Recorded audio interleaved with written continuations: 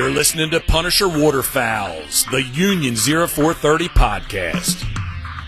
Brought to you by Real Geese Decoys, the most technologically advanced silhouette decoy on the market. First Light, the best hunting gear on the planet. Go farther, stay longer. And Ducklander Calls, tradition, education, and quality. Built to hunt. Hey, everybody. Welcome back to the Union 0430, episode 145. And the man, we got Bobby Hayes coming to us all the way from Wellsville, Kansas. Awesome to have you on, Bobby. I wish that there was a camera in both of our offices as both of us are trying to figure out how to use this soundboard to make our voice sound somewhat professional. But you found a button. You've got a button that says pro for you. Yeah, I would almost bet that all 4 podcasts that I've done for myself. So everybody, yeah, we've got Bobby on today. So if you've been following along with us, Bobby is and Ducklander Calls have now come on as a sponsor for the Union 0430, which is awesome news, but it's also really great news because Bobby is in turn in the last 3 weeks. Bobby, yeah. You've put out your own podcast. I have. Yeah, it's probably been about 3 weeks. About 3 weeks. And I wanted to ask you about, oh no, actually you go into it and talk about, why you started a podcast. Because I've got a couple questions. I never listened to your latest episode, the one about the parts of the duck call, but I listened to the other one. And there's a couple things I want to talk to you about that one. But why did you're already busy enough, man? Why did you take on something else? Well, if you've followed my social page at all, I put a little post up about the warnings that I get off of Instagram. Mm-hmm. So that's gone on for over a year. And what started that was I put a post up of a string of ducks on a mallard, or string of mallards on a strap. It was on a barn. It was really pretty. One of the best images of that I've ever captured and edited out. Okay. And all I did was post my brand's core values on the write-up. And that got flagged. I don't know what for. Of course, I don't fight it when they flag it. Right. I don't know if it matters, right? But my reach tanked after that point, and it has never come back. So I don't think anybody sees what I do, for the most part, on social. Mm-hmm. And then in between all that, we had this crazy Reels switch over where they tried to promote Reels, and then nobody had any reach, and then they kind of took that away, and now they're kind of back to images, kind of. But anyway, and then in between all that, I don't know, and I've posted about this a few times, I don't know if we should support social media in what we do for a living or a lifestyle, because they don't really seem to support what we do. So I kind of have that going as a fight. But at the other side of that argument is, well, if there's no voice on there, I don't know if that's any better. Right. But so I kind of thought maybe it would just be better if I went to a podcast where I could kind of verbalize the Instagram feed, because there's not a lot about product on the Instagram feed. It's mostly not duck call products, because I figure you can probably only post about your product so much before everybody doesn't care. So it's more of just my thoughts on hunting on the social feed anyway. So I thought I would just take that to a podcast. Maybe it would be a better way for everybody to hear. Well, that's really cool way of looking at it. And I never thought about it that way, where you're, instead of using social media to type out what it is you're thinking, put it to a podcast. I never really thought about it that way, but I really do. More and more I'm thinking that this whole dependence on social media, I'm starting to see, like, I think there's a place for social media. I think we, as businesses, as brands, we need it, but I don't think we need to put as much reliance on it that we're being led to believe. Well, okay, so if I went off of numbers, Mm-hmm. social media does not equate to that many sales directly to me. That's right. I don't know how that is for everybody else. I've never really had that talk with. Like if social media just disappeared tomorrow, it's not going to change what I do. But it does make sales. So the problem is, well, there's two problems I have. One, when there is some reach and then they tank your reach, well, now it's like, well, how much time can I actually put into this? I'd rather put that time in some place where I can talk to more people, Mm-hmm. which is really what bothered me about the reach going down. Is I don't get to interact with everybody. There's a big difference between when if only 70 people hit the like button and it only shows it's 300 or 400 people. It means I have no comments. So the point of the post is the interaction, especially for me when I'm not trying to sell something with the post. I'm just posting about something I want to share and talk about. Well, now there's no point in this. Right. Yeah. So that's where I'm like, well, I don't know if there's a point to this now. Yeah. Well, my thoughts when it comes to this is and I think you and I have talked about this in the past. So if I were to hire a marketing firm, and I know you've talked to marketing guys a ton. So if I was to talk to a marketing firm and say, you know what, I don't know if this whole social, I don't know if I should be plugging money into social media and all this shit, right? And then the marketing guy would come back and say, listen, social media is a $4 billion a year enterprise. Influencers are getting rich, they're becoming known, all this stuff, right? They're going to throw all these statistics and numbers at me. Well, in the hunting world, those numbers don't equate. So quickly today, so I'm writing a like a blog or something. I don't know what we're going to call it yet, but and one of the things I'm talking about is this social media thing. So if you think about it, when I looked it up today, Selena Gomez, the musician, the American musician. No idea. Yeah, I know you don't, but so she has 416 million followers to her Instagram account. Now, a safe assumption is that that's mostly female, all under the age of 25 years old. Your daughter would know who Selena Gomez is. I guarantee it. Yeah, guaranteed, right? So she has one of the most popular followings on Instagram. 416 million people are following her. Now, I'm not making any assumptions and I don't want to leave anybody out, but if I think of a brand right now that I know of that's popular, that's within the hunting world, I would say Meat Eater is a very popular brand within the hunting world right now. Yeah. Meat Eater has 1.1 million followers. That's it. 1.1 million compared to 416 million of a musician. For one, I would say I don't know I don't know Steve Rennell at all. Yeah. The guy. He's probably had he's probably one of the most influential guys on hunting in a positive note. Yep. Since in my lifetime. Yep. So the only I don't know if he can grow on social past where he's at. Exactly. I don't know if there's anybody. Maybe because I know they fish more now than they used to fish. So Okay. fishing is a huge. Yeah. But like I could break that down into even to a more micro level. So I'm going to call some of the other call makers peers just for the Yep. conversation.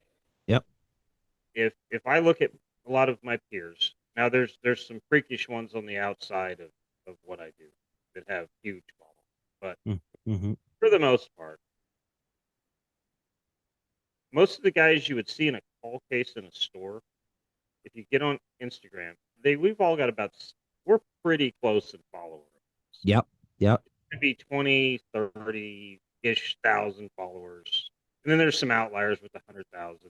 But Yep. most of that is more of a TV show situation. Mm-hmm. So it's a little different situation. I don't think it'll ever grow past that. Because for one, customers are pretty brand loyal on calls. Decoys are a little different. You'll see a lot of different mixes and decoys. But even then, if you go past call making to decoy companies, and I can tell you that the top 5 decoy companies, if they just make waterfowl, they're going to have about 100,000 followers. If they make waterfowl predator, they make waterfowl turkey, they're going to be up around 200. Mm-hmm. I don't think there's anybody else to reach on that platform. That's right. Judging by the comment amount and the like amount, I don't know if they're reaching anybody that's following. Yeah. Well, so I don't know.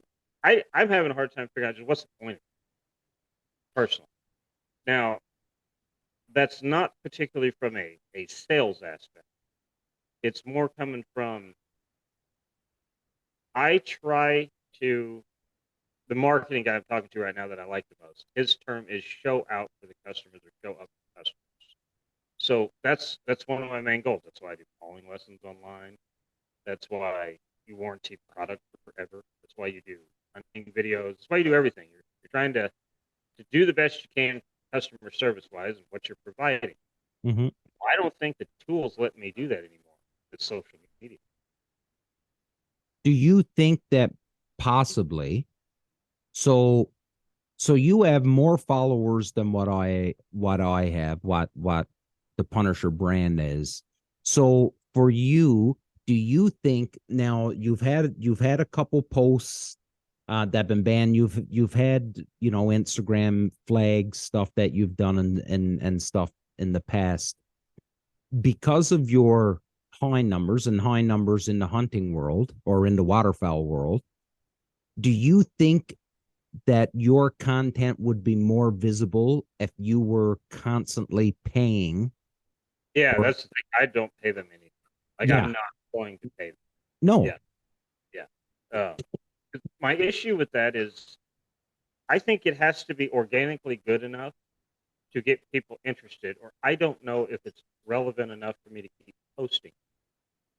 Well, this is where I don't understand the feedback loop on paying for it, because now everybody sees it, yes, but I don't know if anybody really cares if I'm paying to show it to them. But if they organically enjoy it, then I know what I'm doing is good. Yeah, I can see that. My problem is that, well, you hit the nail on the head, right? So you can pay for it. You can, and this is my thoughts, you can pay for it, but you're still only going to be visible to that same 1 million people that's in North America. Yeah. Do you know what I mean? Like, you're not going to, all of a sudden, you're not going to start showing up on the feeds of 18-year-old girls. Right. Not going to happen, right? So the money that you're spending, I think it's not going to get you anywhere further. Sure, you might, I don't know, maybe you'll show up on a couple extra pages or something like that, but is it really going to equate to more sales on your point? You know, that's the thing. So I don't know, because I've never paid for it. I've never talked to a peer that has paid for it to see if what they did is working. We did it once. Okay. Yeah, we paid for it once. I may be fibbing. I don't know, man. This next summer, I think, is my 20 years, because I started in 04. It's possible that sometime in my social media thing, maybe I've tried an ad. I don't, right? But it wouldn't have been much. It would have been like $20 or $50. Yep. This was probably there. Maybe when ads first started. Yeah. But like I said, my main my main issue with the deal from a business end is there just a better way to talk to everybody? Like, that's my main goal. If there's a better way to talk to everybody, that more people that want to find out about me or know more or just be involved more, I'd rather do that if there's a more comfortable way to do it. Because I look at it, the chances are, and this may be why I don't get along with social very well. If I didn't own a duck call company, I don't think I would be on it. Yeah. I don't enjoy using it to begin with. So it may not be right for me, and it's something I had to do as a company. But now with the way they've kind of got it structured, I'm like, I bet if I feel this way, I bet there's a lot of people that feel the same way. Like, if we've got a better way to interact, I bet they would rather do that. Now, from a advocacy side for hunting, I'll be honest, I'm gonna use a bad word here. I think social media is dog shit for hunting. But I think it's dog shit for the world. So, well, I think you sort of touched on it right when we started this was when I asked you, why did you shift to the podcast? Because it gives you a better outlet. It gives you a better outlet, and an outlet that's not going to get banned or restricted in any way. I think we're seeing how many times in conversations with your friends have you heard one of your friends, one of your hunting buddies say, yeah, that guy he's a total fake, or like, right? How many times have you said that? So that's the persona that people can give through social media, because it's just typing words, and taking some pictures, putting a caption to a picture, and then that's it, right? But when you're in front of a camera and you're speaking, like, you can try and be as fake as you want, but if you're doing this on a weekly basis, at some point you're going to trip up and you're going to show your fakeness, I think. Okay, so I would say this. I got two ways to go with this thought. One way is, if I'm going to count YouTube in social media right now. Yep. Because I don't consider that a valid video sharing platform anymore that works off of what people want to see. That's as algorithm based as Facebook or Instagram is. Twitter, though, I've heard has got a little bit of freedom going over there. But I don't know. I don't Twitter. We have a Twitter account, but good Lord, I haven't been on that for a long time. I don't know, and this may make somebody mad. I don't really care. They can write me a message about it. I don't think that you can be a YouTuber or an influencer and also a good. I don't think you can put the waterfowl ahead of that and be really good at it. I think in order to do the job of influencer and YouTuber, you have to prioritize that. Because if you read an Instagram guideline on how to post, it basically explains to you how to make clickbait. Now, if that's a goal, I don't think you can put waterfowl at the forefront of what you're thinking about posting. So I don't think it's set up for people like me. I'm not going to make clickbait. No, very, very, very true. So let's look at this then. And then we got a couple other things we want to talk about, but think about this. So how many times in the last, let's say 2 years, 3 years max, or maybe longer, but I'll say 3 years because that's really when I started noticing it, that you started seeing videos being posted of dogs nearly getting shot, taking ridiculous sky busting, taking shots that any experienced hunter would never take because they know the chances of harvesting the bird is slim. So do you think that shock and awe, so post the video, even though you know it's wrong, even though you know people are going to be upset about it, but post it anyways because that gets the reaction. That gets the is exactly what I just said. Yeah. So my issue with that is this, man. Like I said, I think next year is my 20 years. I've done video for almost all 20 years that I've done this. Mm-hmm. You edit that video out, you know exactly what's in that video. Yep. Your subconscious tells you whether this is something that should be up or should not be up. Mm-hmm. So you know if that dog breaks and it almost gets shot, unless you're using that for a training purpose, you know what you're posting. Mm-hmm. So if you're doing that, you're prioritizing being a YouTuber or whatever the hell classification it is over being a waterfowl. Yeah. So I think that is the core problem with hunting on social media. And it proliferates that. I agree. Just from the nature of how the system works. It grows that and it shrinks other people that have a good message. So here's a conversation I had with a young fella, probably about a year and a half, 2 years ago. So he had sent a message to Dave and I, and to a group really, and he was talking about how excited he was because he was about to meet a fella, and this fella was had very close ties with another person within the waterfowling world that had a very good following in the waterfowling world, and this guy was really excited about it, and I just, my comment to him was, listen man, there's a lot more reputable people within the industry that you should be more excited about meeting than this person.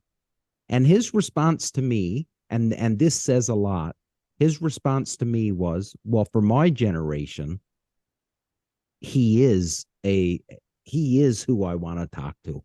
And that right there, because this, again, it was, and I hate singling out the younger generation because it's not all the younger generation.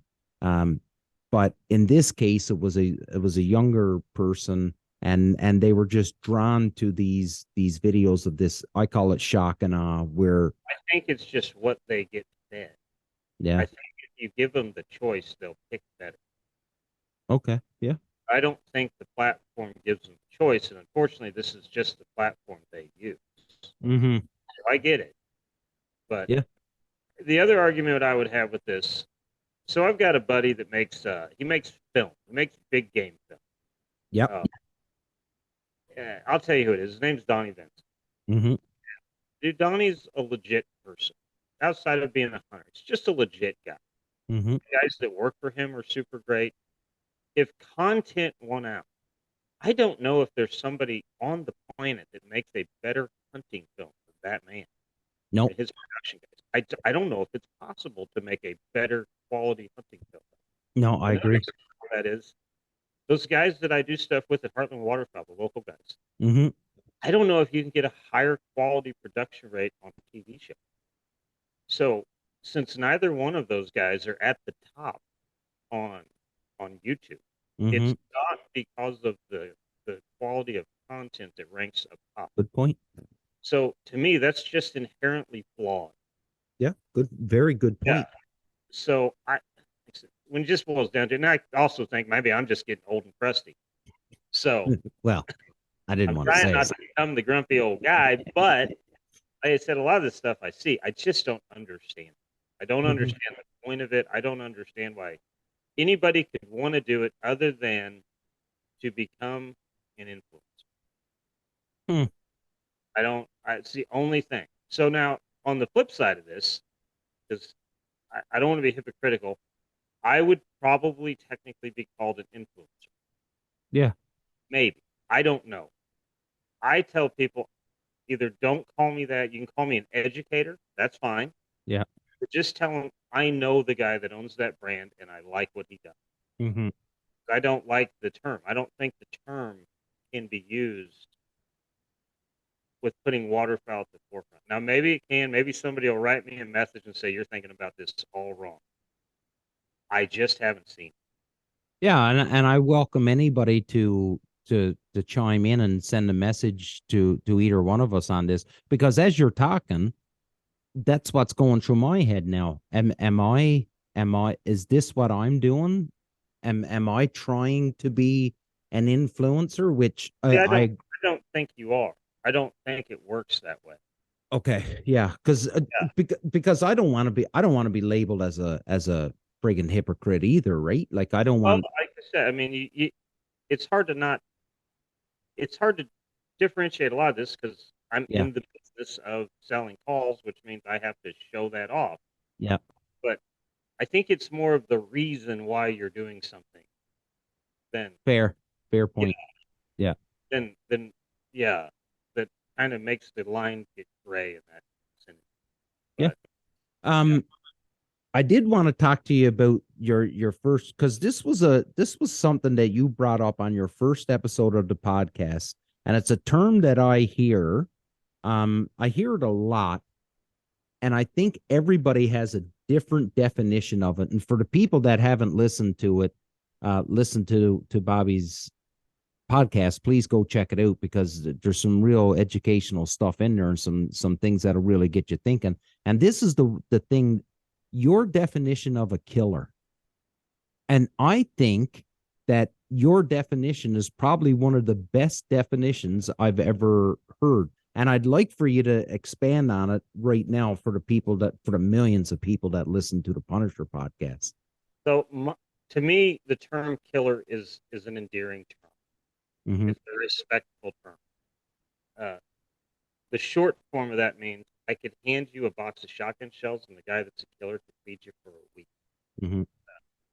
That was a buddy of mine, Shannon, spit that out one night when we were talking about this. But that is a great definition of killer. But the other thing it means is you have acquired woodsmanship. Mm-hmm. You know about the animal. You know about the terrain. You know all the necessary things that you hunt the animal. You respect the animal. That's what killer means to me. When somebody says, "No, that guy is a killer," I know what to expect when I go meet that guy. Mm-hmm. Yeah, that's what it means to me. I don't know if that's what I said on the podcast. I might have said Yeah. it different. Yeah. Okay, Well, but for the most part, yeah. But on the podcast, you had said like a killer to you is someone that can, regardless, he's going to go out, yeah, he's going to find game, and he's going to put it on the table. yeah. Um, So to right? me, like I said, it's an endearing term. Yeah. It's not a derogatory term in my world. So But it's also a term that I think is thrown around a lot now, like the term rock star. How many times do you hear yeah, somebody refer to somebody as a rock star? yeah, And I think in the waterfowling world, and maybe across all the hunting world, it's a term that's being thrown around a lot these days. yeah. It does, but it is also. I don't know if I've ever heard anybody define it. That's why I thought maybe this would be a good thing to define. No, it is a great thing to define, because I think it puts things, as Jeff Coates says, everything's relative, right? So, and it adds some meat to it when you give it a strong definition, as opposed to just saying there's a guy Yep. that can make piles. Coates is a killer. Coates Yeah, doesn't shoot his gun most of the time. no, He knows where the birds are. He knows the species of the birds. He knows why the bird's that far out in the ocean. yep, He knows everything there is to know about that damn sea duck. yep, He has spent years studying that duck. It doesn't hmm, matter if he's shooting that duck or not. that's right.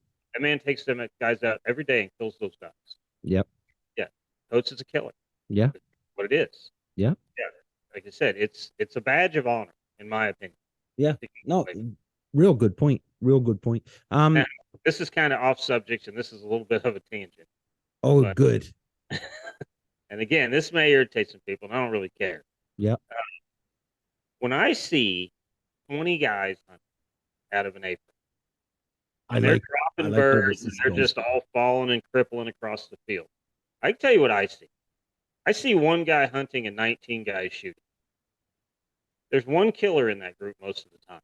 Mm-hmm. So, from my eyes, I don't see why it's impressive.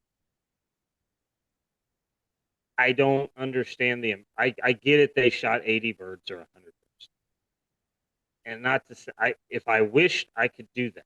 I don't care. But I don't see the skill set on the other 19. Or if there's 2 callers, I got 18 guys that are just shooting. So I don't understand why that's an impressive feat at that time. To steal. I want to watch the killer hunt the bird, is what I want to watch. I don't need the other 19 guns. To me, it's taken away from that. Well, if you're at 20, and listen, I'm not trying to sound like an asshole here either, but like if you got 20 guys, like you're not really concerned about hunting. That's just a trip for you and your buddies to hang out. Well, that's the way I look at that. Like, man, I'll be honest, like I hunted with the Harlan Waterfowl guys this week for a week. Love those guys. Good Lord, we were 12, 15 deep every day. There's one guy in the blind hunting. Yeah. I was hunting. Yeah. The guy that was in charge of that hunt was hunting. He was hunting his ass off trying to get everybody birds. Yeah. One guy in that blind hunting. When I was there to socialize. Yeah. I sat there and BS with Ronnie Phillips most of the time. Yeah. The most time I've got to spend with the man, I enjoyed the hell out of it. Yeah. One guy was in that blind really hunting. Yeah. His name's Nate. He's a super cool dude. But yeah, it was his week or whatever their system is. But yeah, he was the guy hunting on that trip. Not me. And listen, I'm not saying there's anything bad about hunting with 20 people. It's just like call it what it is. Like you can call it you're going out for a beat down, but sure. If you're lining up with 20 dudes, and I've done now, I don't think I've ever hunted with that many people. But if you're going out, let's say you're going out with 10 dudes. If you're going out with 10 dudes, there's one dude that's in charge of decoys and where the blind is getting set up at. That's it. The other 9 guys are just walking around putting out decoys and brushing in blinds. Well, I'll tell you another really good example. And see, I think this is why I have different eyes on social media than what younger people have on social media, or some younger people. Like I said, I'm not bashing young people. I know a bunch of them that are great. Yep. So I've got a buddy down in Oklahoma. His name is Brad Albeck. Albeck's Adventures. He is the goose killingest man I've ever met in my life. Albeck is a killer of the little goose. Fantastic at it. Man, they hunt big groups when you go down there. When there's 20 guys in a line, the only guy hunting is Albeck. Yeah. And he's not shooting a thing. Doesn't even have a gun with him. But he's the only guy hunting. The rest of them are shooting. Mm-hmm. It's different. Yeah. So when I watch a video that Albeck's posted, I'm watching Albeck's skill. I'm not watching the skill set of the other 19 shooters. Right. Just to me, you could throw targets in front of them just the same as a little goose. It's no different to me. Yep. Yeah. But I'm watching Albeck call birds. Yeah, that's what I'm seeing when I see that. So he's being impressive. The other 19 guys don't impress me whatsoever. Just pulling the trigger, really. Pulling the trigger. Yeah. So I don't know what that tangent was about. I don't know where we got on that, but that's how I view that. I think a lot of people view it that way. I just don't think they vocalize it. No, and I think a lot of people, I agree with you. I think a lot of people think the same way, and they don't vocalize it out of fear. And I don't want to say the word fear because I don't think they're afraid of anything. I think it's just they don't want to say it because it may come across sounding like they're a douchebag, and they don't want this. And they're not going to argue with the nonsense that would go on. Right. So, so they just don't want to deal with it. But instead of vocalizing it, what their thoughts are, well, they stick to their 3 to 4 man hunt groups, right? They don't go, and if they do go on those 10 to 15 to 20 man hunts, they do exactly what you did. I'm going here to socialize and hang out. Yeah, that's what it is. Maybe I'll pull the trigger a couple times, shoot some birds, but not my main goal here on this trip. Yeah. So I don't know. That's the way I look at it. But I said maybe I'm getting old and crusty. Well, I think you are, and I think I am too, because that's the reason why. I think that's the reason why these things sort of kind of bug us, right? Because maybe I'm wrong. Yeah. Well, maybe I don't. The other way. Maybe I should look at that and go, man, if this gets that many people into the sport, maybe this is the greatest thing ever. I just don't know if it sustains them into staying in the sport doing it. Well, so I really could care. I shouldn't say I could care less. Um, but if that's what gets more people involved, I think it's a wonderful thing. As long as they're being ethical and they're being safe, Well, then that is, yeah, you're right. I never try to push morals on anything I post or talk about. yeah, If it's legal and they're doing their thing, man, have that. I don't yeah. care what your thing is. Yeah, but Yeah, I think if you're ethical and you're safe, then whatever it is that you do that gets you out, then go for it. I remember Massey come on this. Remember we had Massey on one time, and he had talked about that dude that works 60 hours in the week, and oh yeah, Saturday morning is his only time in a week where he gets to go out and do a hunt, and absolutely. he may only get out for 4 hours before he's got to take a kid to a Oh, baseball game or something. You know what if I that mean? guy's got to do 45-yard shots to make his day, I have at it, man. Yeah, Like, you're never going to hear me say a word about that. yeah, yeah. What I don't like about, like I said, the social media stuff that we kind of just discussed, I think it's the wrong persona to tell just the story of waterfowl. I don't think that is sustainable. Um, when I talk to guys that are just getting into this can be all kinds of ages. It doesn't necessarily have to be. Mm-hmm. Just there's a lot of people that are 40 that just get into waterfowl. You kind of get the impression like, well, it wasn't a tin man. And you're like, well, that's why I say I think it builds the wrong expectation because man, the truth is there's not a lot of guys that are going to go shoot a 10 man of birds consistently. No. That's a hard thing to do. And most of the guys you're watching this do this on film, it's set up by an outfit. Mm-hmm. It's it's paid for. That's Yep. not from the skill set of finding 10 man hunts over and over and over and over again. And then from the old crusty side of me, I look at that and go, well, this is nonsense because I could take 5 of my best buddies and I could hunt that for a week, shoot 2 and 3 mans out of it, and every hunt would be phenomenal. So it Mm-hmm. looks like a waste to me. Yeah. But that may be the old guy in me coming out. No, I don't think so. I think it. I could be into that in 30 minutes and find another shoot, and I could do it again in 2 days. So Yeah. it Yeah. looks weird.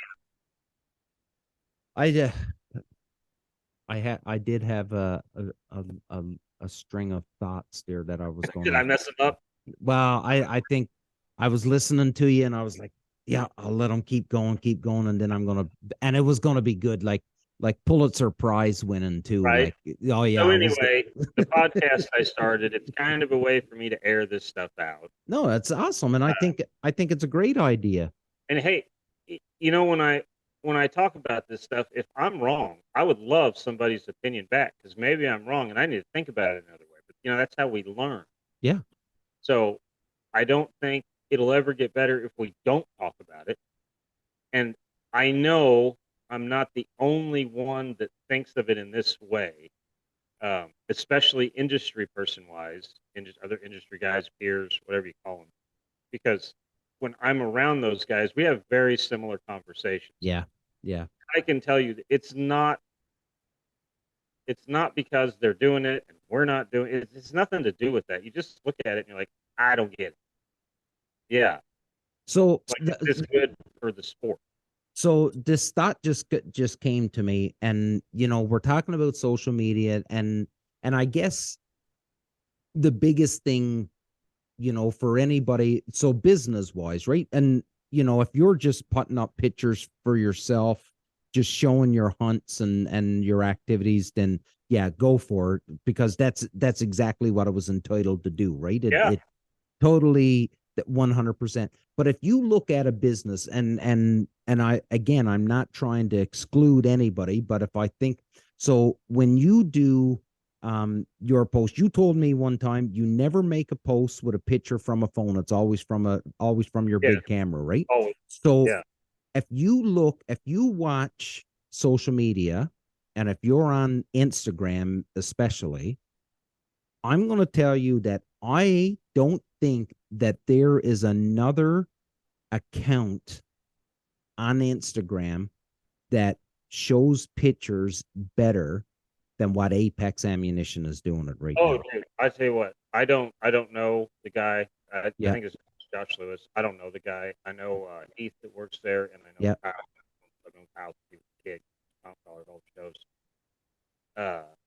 That's a wonderful brand. They have the right idea of what to post on social as far as like this is good for the sport of Yeah, man. yeah. Like The you pictures are don't back. Yeah. even need a caption with those Oh, no. pictures. Yeah, Jay Lewis is a hell of a photographer. Like it is Yeah, insane, dude. Like I look at them and every time I see them, it's the same response. They get the same response from me every time. I'm like the best picture I've seen oh no, on social media. Like it is, insane. and the message that they post with the image is spot on what Yeah. it should be, in my opinion, from a brand. And that's what I think. Um, I got to try and put this into the right words. I think so for a company like Apex, you know, they have their product. They are advertising their product throughout whatever means, right? So if they're in magazines, they're going to shot shows, they're going through these outdoor shows and they're doing all these things, but they're using social media to sell the way of life. That's the way I look at their pictures. Yeah, They're not selling their product on their pictures. yeah. They're selling an adventure or the way of life or you know that sort of thing. And that's where I think if you're within that hunting waterfowling world, I think that's the shift. If you want the followers or you want the people to take you serious, I think that's the shift that you need to do. Stop worrying about trying to sell your product. Just sell the story, sell the way of life, if that makes sense. I would say this. I think I would definitely say, and like I said, this is where this becomes two ways. Think about whether we should or shouldn't support social. I would say having a brand like Apex. Like I said, I don't do any. Before we get going, I don't do anything with Apex. No, me either. I know a few of the guys, and I've bought about 3 cases of Apex shells. That's as much as I do. So yeah, this is not a boost on Apex. I don't do it. I would definitely say having that brand on social media makes hunting better on social media. Yeah. Yeah, like that is a brand you can say, yes, we're better because you're on here. Mm-hmm. For sure. I try to do the same thing with what I do. Yeah. But yeah, those guys for sure. It's a better space because they're on there. So I don't know. Would it be worse for hunting if a brand like that wasn't on social? I don't know. That's the question I go back and forth on my head. But even those guys, I think they might be better off if they could talk to the customer away from the platform. Oh yeah, 100%. Than what we currently have. I I can don't know. I'm willing to bet anybody. So Ducklander calls, First Light, Apex, any brand that's out there would much rather sit down face to face and talk to a potential customer, a fan, a follower, whatever. And I'm going to make the assumption here for you that when you make a post on social media, you're looking for interaction. Like, yeah, that's why I'm posting. If I didn't yeah, want interaction, I would just say, here's a call. yeah, Yeah, I wouldn't take the time to write out however many words that paragraph is. I wouldn't take the time to do it. Yeah, I'm wanting to start a discussion. yeah, What's the point of I have never talked to Apex, but I would assume that he's wanting to make an emotion, he's some kind of response from the time he takes to take that yeah. photograph. Yeah. So I agree because it's pictures are like they are like it's they're just so art. they're so powerful, man. Like, Yeah. No, those photos are art. Yeah. if you've never watched, and again, I get nothing from Apex. We had Heath Hancock on the show a few weeks ago. Great man, Great dude. Yeah. great dude. But I get nothing from Apex. That's My what I extent, shoot right there. my Is extent with Apex is I have talked to Heath, I think, 2 times at the show. yeah, Yeah. And great guy. Yeah, great guy. I met But a lady that works for him. I don't even know what the hell she does now. It was a year ago. Great lady, very nice. yeah, Like I said, I've known Kyle since he was a young guy on the Collins right. shows, but another great guy. Yeah. Yeah, and you know what? That I think they're putting out a great message. Listen, I did want to ask you because I haven't had a chance to ask you. How did the Bobby Hayes select calls? How did that roll out for you? How did that go? Well, it went pretty good. It didn't go as well as it normally does, but nobody's seen the damn post. That was they banned almost every one of those posts I made about those calls Because because you were lining shotguns with them, right? because I talk about because those calls pay homage to traditional waterfowl shotguns. So Right. I do that. It's a fun thing to do. It's about the only calls I hand turn anymore. Yeah. That's why I do them in the spring when I have time. Yeah. Uh, but I like to make it. They're flat out. They're a collector call. Like they got the same tone boards I put in the production call, so they function just the same. But they're made to be a collector call. Yep. So if I'm going to make a collector grade call, I like it to have a story, and at the same time, I want that story to be part of our waterfowl tradition. Mm-hmm. And to me, guns. I love guns. Um, I love the tradition of the sport. It's a great thing to kind of mix. A lot of guys maybe haven't heard of guns, so it's a way for them to get them interested in it.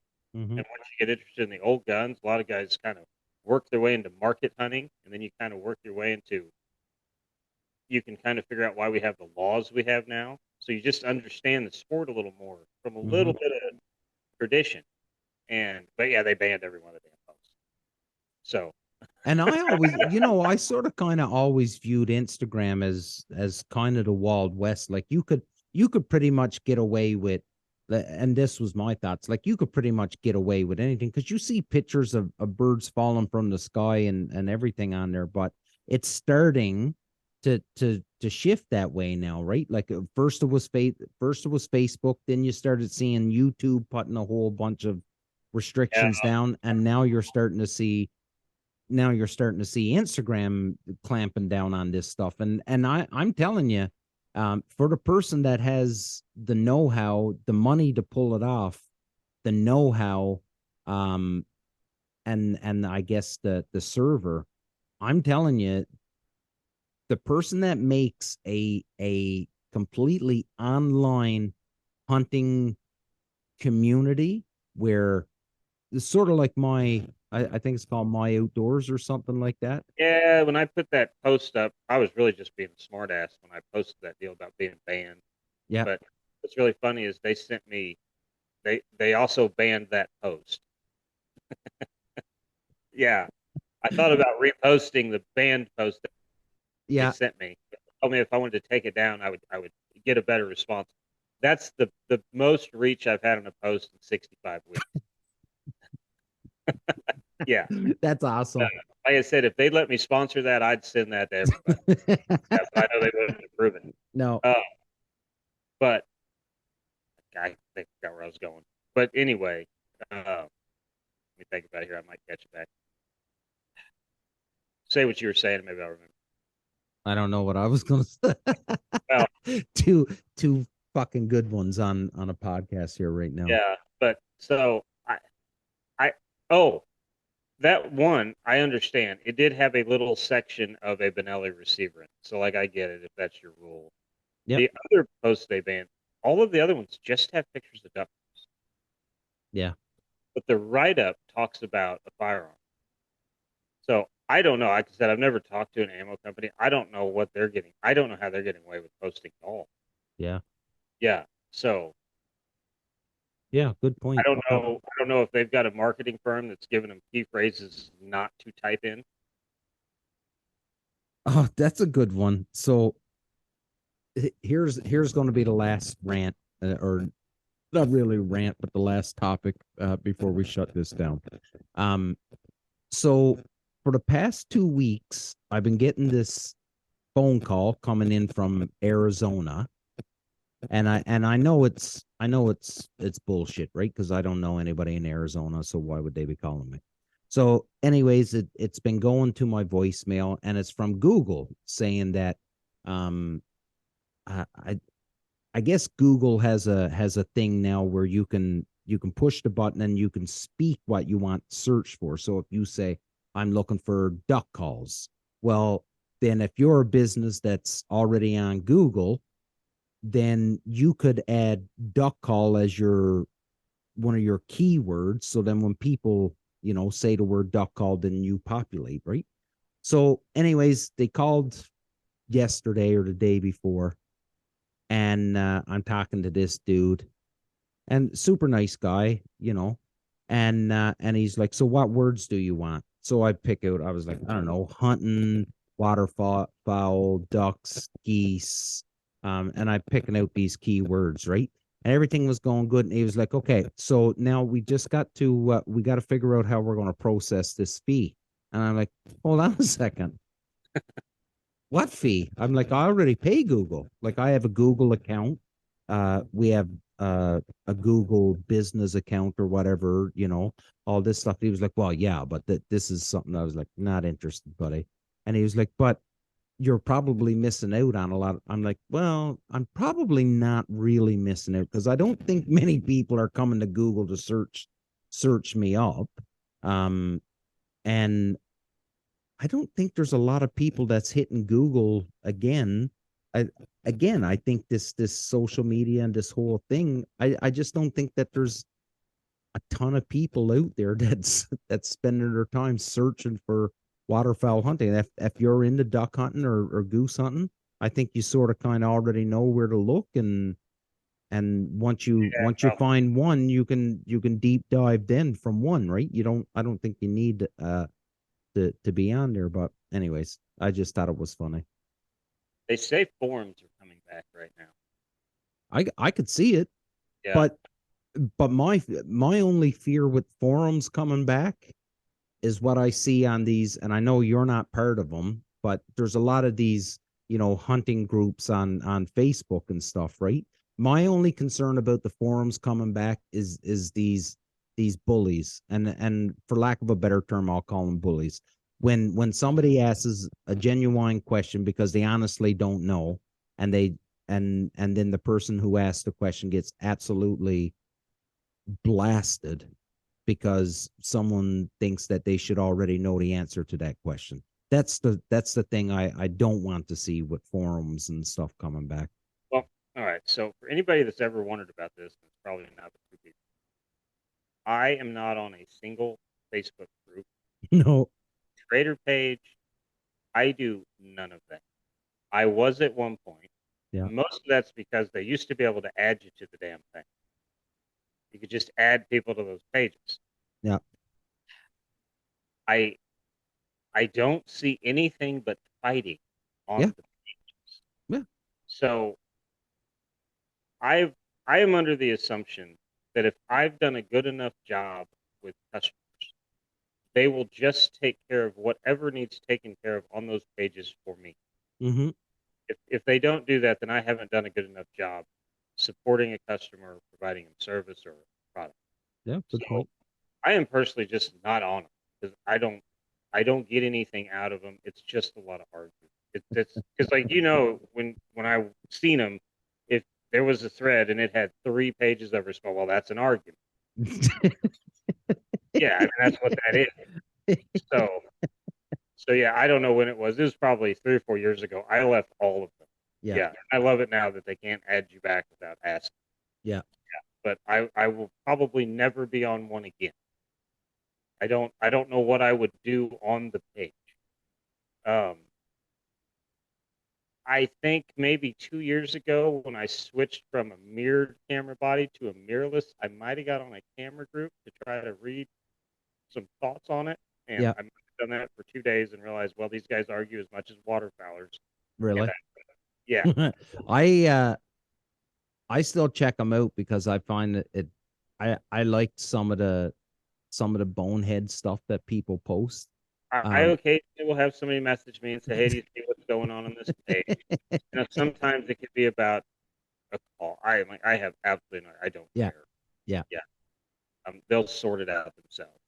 Well, Yeah. I like reading about dumb like idiots like that guy in Quebec that drove into the nature preserve and shot an elk and a couple wild boars while he was all hopped So up. I know I do miss out on some things, Yeah. but on the other side of that, to be honest, I have 5,000 friends on Facebook and I follow 3 people. So my Facebook feed is not very full.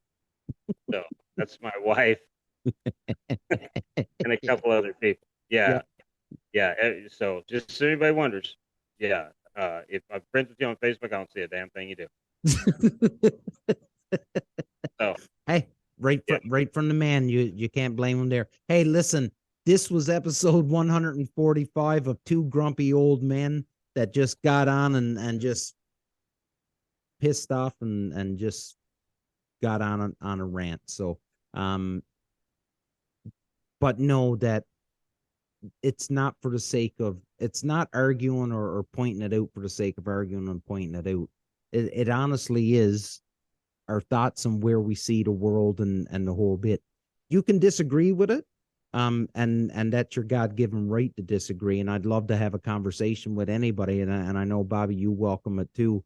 I'd love for anybody to chime in, either shoot us a message. If you want to talk to Bobby and you don't have his contact and you can't find it, shoot me a message. I'll give you his contact. But I'd love to talk more about it because I do think that the waterfowling world, we need more. And the only way we get more people is through positive and through the good things, not the bad side of things.